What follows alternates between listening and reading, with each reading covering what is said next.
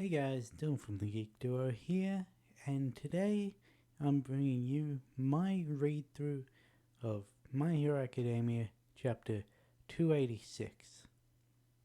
Now, this chapter opens exactly where the last one left off, with Bakugo pushing Deku out of the way of the forced quirk activation tendrils. Now we see Deku's reaction to this. His one eye is closed over from a bruise and the other is wide in shock at the fact that he's just been saved by Katja, who is currently coughing up a bit of blood. He turns to him and says, "Don't go playing hero by yourself." And as he says that, all for one, Shigaraki is fighting with himself, clutching at his hand saying, "Stop it," and the tendrils pull out of Bakugo and he drops to the floor. As Deku tries to scream out Katja, Bakugo is saved mid-air by Shoto, who is currently flying while holding an unconscious Bakugo, an unconscious Endeavor, using only one fire foot. We've seen Endeavor struggle to move properly with both his feet. We've seen Darby only able to fly in place with both his feet. And here's our boy Shoto, 1 foot carrying a grown-ass man and his teammate and classmate using 1 foot and actively controlling the direction that he's moving. But all is not as it seems, as Shigaraki seems to have lost the mental battle with All for One, who turns around and says, "It's my... This fight today has shed a lot of useless blood, but that just now has to be the most useless of all." And this causes Deku to lose it even more than he already had. He thinks of a race ahead. He thinks of Gran Torino. He thinks of Ryukyu and the other heroes on the ground. And he thinks back to what Lariat said to him when he awoke in Black Whip. If you act out of rage, your power will respond accordingly. And the vision of Deku that we see is haunting. His eyes are almost like a Nomu. They're wide. His pupils are barely visible. And he just goes crazy. As Shigaraki tries to shoot another lot of quirk activation tendrils at him, Deku catches them in his mouth and just snaps through them while screaming at him to take that back. We see Shigaraki, his face almost completely healed from Endeavor's flames, but there's a split running down his face, and inside we can see All for One, the true person piloting this body. And then we cut back to a more peaceful scenery of Gigantomachia tearing through yet another city.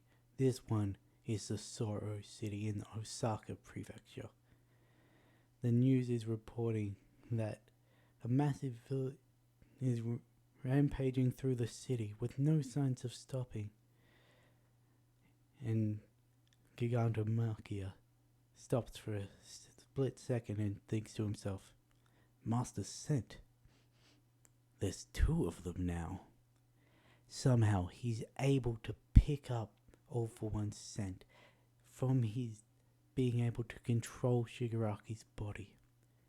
And then we jump to the heroes in training that were evacuating Jakku, with the news report telling them to leave Jakku as quickly as possible. The priority is evacuating as many people as possible. And you hear one of the heroes go, "Those who are occupied with Shigaraki, they won't be aware of the situation. We can't reach them. Please, inform them on foot. Let's go, as fast as we can, to save even one more life. And Ochako thinks to herself, this situation, it's not improving. Ever since that day, it's like when the sun set and the shadows stretch even further.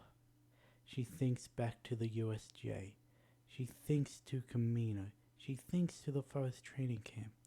And then she looks south in the direction that Deku and Bakugo took off.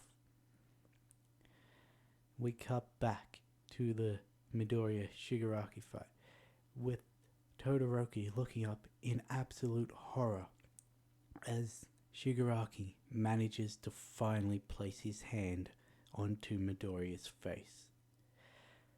Todoroki shouts out to Midoriya, but it's too late. We already see the black whip tendrils that are holding Shigaraki in place begin to dissipate as it looks like All For One is being sucked out. Not All For One. One For All is being sucked out of Midoriya. And Shigaraki says, finally touched you. Now be mine, One For All. And suddenly we're in the Vestige world. We see Deku. We can see both of his arms now. We can see most of his torso and the upper half of his head. And he thinks to himself, this place, Shigaraki. But when he looks to where Shigaraki is standing, he's not alone. Shigaraki is being held down by All For One. He's telling him to get out. This is my dream. This is my path. But All For One's saying, even if you say so tomorrow, if I hadn't lent you my power, you would be burnt to a crisp. And even if you'd survive that, wouldn't a fall from that height have meant certain death anyway? You wouldn't be alive without me. Deku tries to move out to run towards them, but he still can't move properly in this world, and he falls on his face. And suddenly, a voice from behind says, you still can't move in this world, huh? As a hand is placed on the back of his head, we see Nana Shimura standing behind him, and she says to him, but we'll do something about that.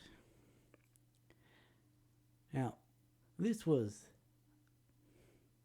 had a lot of jump cuts in it, but just each jump cut was hype to more hype to more hype. And this actually confirmed a lot of my theories for, well, the coming chapters. I didn't expect them to all be in this chapter, but the Shigaraki being taken over by All For One, the Midoriya meeting the vestige of Nana Shimura, All For One actually managing to make contact with Midoriya, check in with the other heroes at Jakku, and yeah, I didn't expect Todoroki to be able to have that much control with just one flaming foot. But yeah, now I wonder, so I can only assume that the panel is of One For All being drawn out of Midoriya's face, because, well, we see it's Shigaraki's left hand, the one that he only has 3 fingers on, is the one that touches him. We see that he's not decaying, even though he can decay with that hand. And I haven't actually seen the latest My Hero Academia movie, but I did see the trailers, and the panel is similar to what happened when 9 put his hand on Midoriya. The sort of like power drain thing. But yeah, I didn't expect that to happen this chapter. I also knew that In the next few chapters, I actually expected it after the battle that Nana Shimura would show herself to Midoriya, because that's what happened with Black Whip. But the fact that it's now all for one, Shigaraki, Nana, and Midoriya in the Vestige world all together, even if we don't leave that realm in the next chapter, there's going to be shit going down, because while Shigaraki doesn't know Nana's name, he didn't remember when Gran Torino said using Shimura's name in vain. He's like, who? And, well, but we do know he does remember his childhood now. He remembers seeing a picture of his grandmother. And who's right in front of him now? His grandmother. And who's currently holding Shigaraki down, trying to take over his body? The man who killed her. Because, remember, Shigaraki doesn't know that. He doesn't know that Nana held All One for All. He doesn't know she was All Might's mentor. He doesn't know that All for One is the reason that she left her family to protect them. And that's all going to be revealed. And I reckon once that is revealed, All for One has no chance of actually taking Shigaraki's body fully.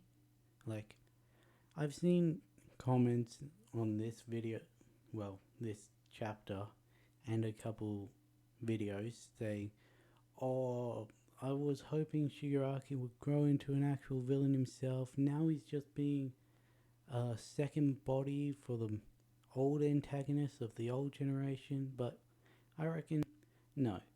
He's going to go crazy. He's going to force his control onto his body, kick All for One out, and I reckon, as much as I don't want this to end lacklusterly, I reckon that he's going to stop fighting, because there's no way they can beat him, and more heroes will just keep coming when he beats the current ones.